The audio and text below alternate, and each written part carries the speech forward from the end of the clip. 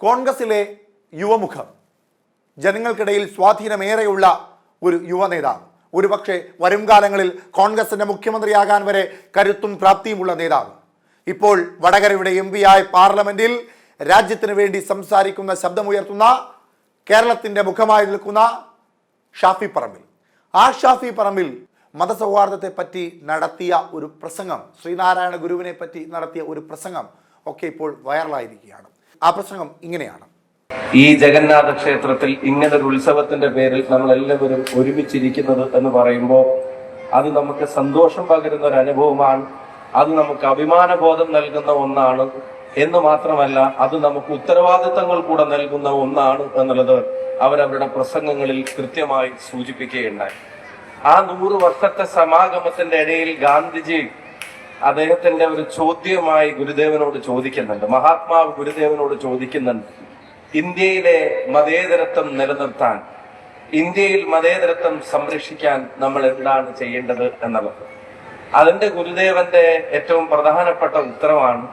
അതിന് ഗുരുദേവൻ ഗാന്ധിജിക്ക് നൽകുന്ന ഒരു പ്രധാനപ്പെട്ട ഉത്തരമാണ്, മതം കൊണ്ട് ഉദ്ദേശിക്കുന്നത് മനുഷ്യ മനസ്സുകളുടെ മാനസാന്തരമാണ്. ഭേദാഭേദങ്ങൾക്കല്ല മതം, സത്യവും കരുണയും ഒരുമിച്ച് ചേരുന്ന മതമാണെങ്കിൽ അതുകൊണ്ട് ജനങ്ങൾക്ക് തണലാണ്, മറിച്ചാണെങ്കിൽ അത് ദുരുപയോഗം ചെയ്യപ്പെടും എന്നുള്ളതാണ്.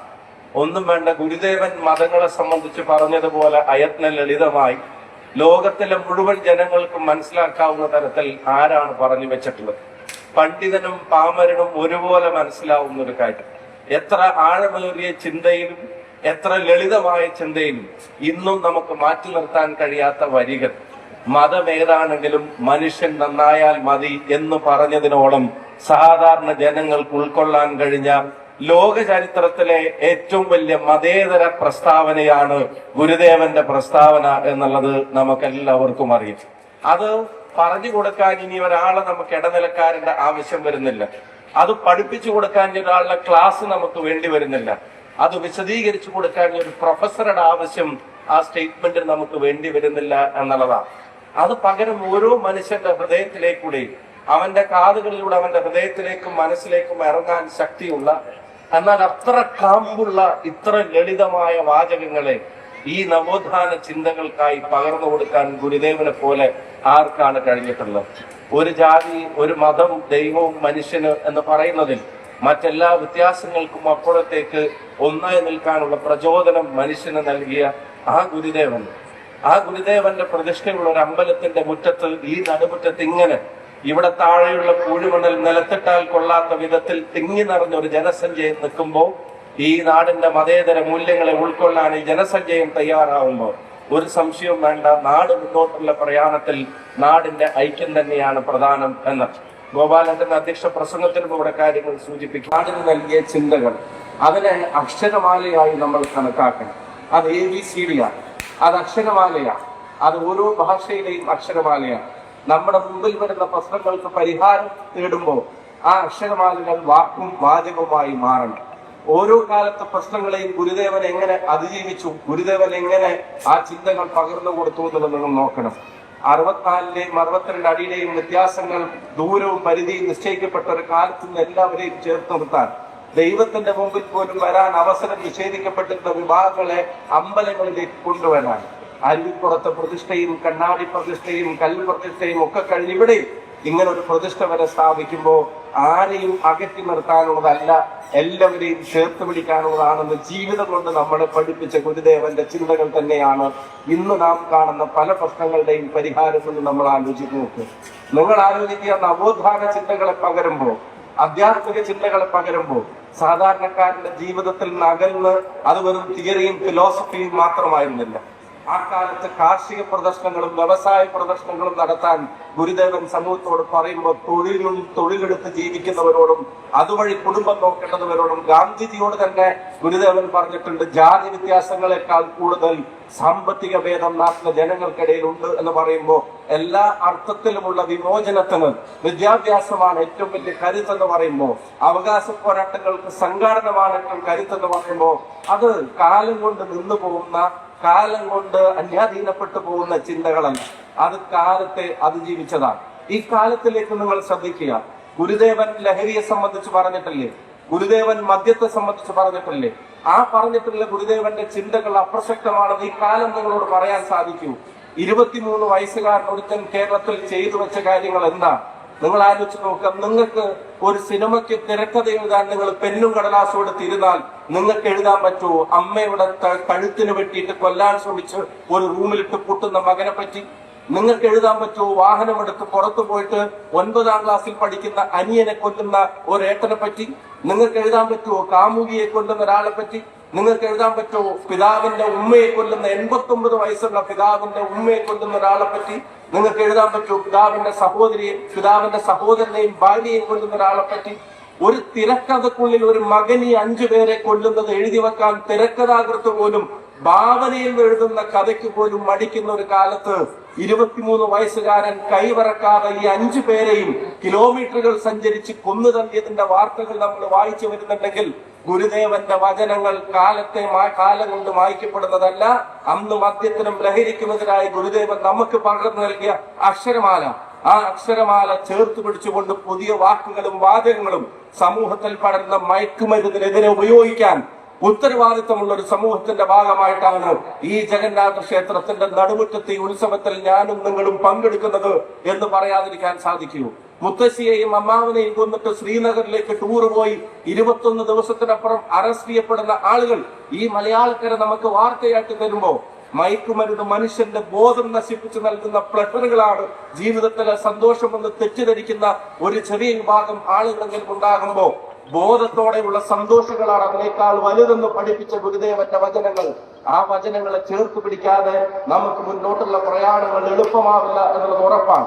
അവനവന്റെ വീടുകളിൽ മക്കളാൽ കൊല്ലപ്പെടരുതേ എന്ന് പ്രാർത്ഥിക്കുന്ന അച്ഛനമ്മമാർ, മാതാപിതാക്കൾ സൃഷ്ടിക്കപ്പെടാനല്ല ഈ നാട് ആഗ്രഹിക്കുന്നത്. എന്റെ കുട്ടി സുരക്ഷിതമായി തിരിച്ചു വരണേ എന്ന് കണ്ണീരോടെ പ്രാർത്ഥിക്കുന്ന അച്ഛന്റെയും അമ്മയുടെയും നാടായി തന്നെ തുടരാനാണ് ഈ നാട് ആഗ്രഹിക്കുന്നത്. നിയമസഭയിൽ ഒരു സ്പീക്കർ ചെയ്യേണ്ട പ്രവർത്തനം കൃത്യമായി ചെയ്യുന്ന നേതാവാണ് ഷംസീർ.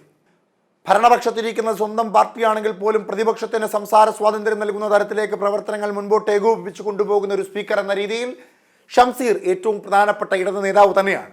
എന്നാൽ പാർട്ടിക്കുള്ളിൽ അദ്ദേഹത്തിന് അത്തരത്തിലൊരു പ്രാധാന്യവും പരിഗണനയും ലഭിക്കുന്നുണ്ടോ എന്നുള്ളത് കണ്ടറിയേണ്ടത് തന്നെയാണ്. മുഖ്യമന്ത്രിയുടെ മരുമകനും പൊതുമരാമത്ത് ടൂറിസം വകുപ്പ് മന്ത്രിയുമായ മുഹമ്മദ് റിയാസും ഷംസീറും തമ്മിൽ ഒരു പരോക്ഷമായ പോരാട്ടം നടക്കുന്നുണ്ട് എന്ന വാർത്തകൾക്ക് പ്രാധാന്യമേറെ ഉണ്ടായിരുന്നു പല മാധ്യമങ്ങളിലും. നിയമസഭയ്ക്കുള്ളിലെ പല പ്രവർത്തനങ്ങളും അതിന് ഉദാഹരണങ്ങളായി ചൂണ്ടിക്കാട്ടാറുണ്ട്. എന്നാൽ ആ വാർത്തയ്ക്ക് പ്രാധാന്യമേറെ നൽകുന്ന ഒരു സൂചനയാണ് ഇപ്പോൾ പുറത്തു വരുന്നത്. അതായത് കോടിയേരി ബാലകൃഷ്ണന്റെ ഏറ്റവും വിശ്വസ്തനായ ശിഷ്യനായിരുന്ന ഏറ്റവും പ്രധാനപ്പെട്ട ഒരു നേതാവാണ് ഷംസീർ. കോടിയേരിയുടെ ആവശ്യപ്രകാരം തന്നെയാണ് ഷംസീറിനെ സ്പീക്കറായെങ്കിലും പരിഗണിച്ചത് എന്ന വാർത്തകളും സൂചനകളും സജീവമായി തന്നെ രംഗത്തുണ്ട്.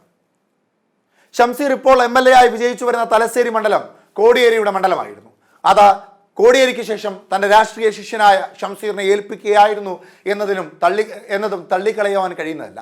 കോടിയേരിയുടെ വളർത്തുപുത്രനെ പോലെ സ്വന്തം മകനെ പോലെ പാർട്ടിക്കുള്ളിൽ വളർത്തിക്കൊണ്ടുവന്ന ഷംസീർ കോടിയേരി മരണപ്പെട്ടതോടുകൂടി ഒറ്റപ്പെടുകയായിരുന്നു എന്ന പല മാധ്യമങ്ങളും കുറിക്കുകയുണ്ടായി. എന്നാൽ ആ ഷംസീറിനെ പാർട്ടി സെക്രട്ടേറിയറ്റിലേക്ക് പോലും പരിഗണിച്ചില്ല എന്നും വെറും സംസ്ഥാന കമ്മിറ്റി അംഗമായി തന്നെ നിലനിർത്തിക്കൊണ്ട് പാർട്ടിക്കുള്ളിൽ കൃത്യമായ സ്ഥാനം നൽകാതെ മാറ്റി നിർത്തിയെന്ന വാദം പാർട്ടിക്കുള്ളിൽ നിന്ന് പോലും ഉയരുന്നുണ്ട്.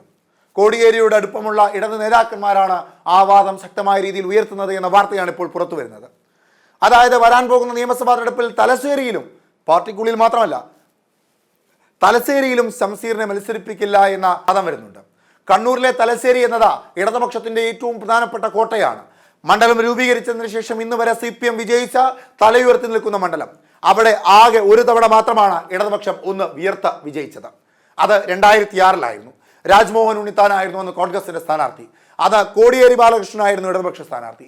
കോടിയേരിക്കെതിരായി രാജ്മോഹൻ ഉണ്ണിത്താൻ മത്സരിച്ച 2006-ലെ ആ തെരഞ്ഞെടുപ്പിൽ കേവലം 9,000 വോട്ടിന്റെ മാത്രം ഭൂരിപക്ഷത്തിലായിരുന്നു കോടിയേരി അവിടെ വിജയിച്ചത്.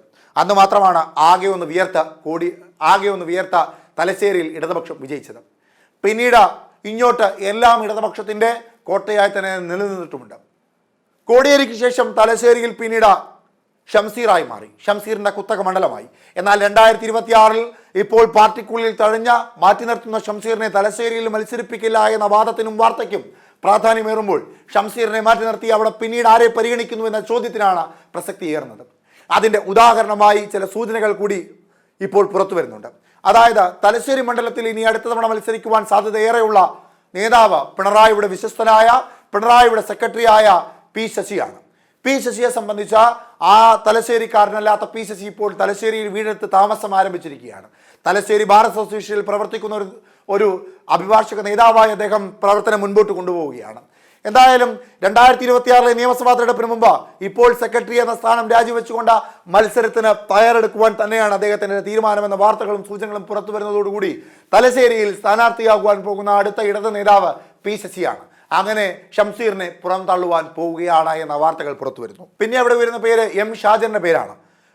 പി ശശി അല്ലെങ്കിൽ പിയുടെ എം ഷാജിർ. എന്തായാലും ഷംസീറിനെ പരിഗണിക്കില്ല. 2 തവണ അവിടെ നിന്ന് വിജയിച്ചു വന്ന നേതാവായതുകൊണ്ട് തന്നെ ഷംസീറിനെ ഇക്കുറി പരിഗണിക്കേണ്ട എന്ന 2026 ഷംസീറിനെ പരിഗണിക്കേണ്ട എന്നൊരു തീരുമാനത്തിലേക്ക് മുഖ്യമന്ത്രി പിണറായി വിജയനും മുഹമ്മദ് റിയാസും അടങ്ങുന്ന ഒരു വിഭാഗം നേതാക്കന്മാർ തീരുമാനമെടുക്കുമ്പോൾ ഷംസീർ പുറത്താകും എന്ന് തന്നെ സൂചനകൾ വരുന്നുണ്ട്. അങ്ങനെ വരുമ്പോൾ കേവലം സംസ്ഥാന ഭാരവാഹിയായി മാത്രം ഷംസീർ ഒതുക്കപ്പെടും എന്ന വാർത്തയ്ക്ക് പ്രാധാന്യം ഏറുന്നു.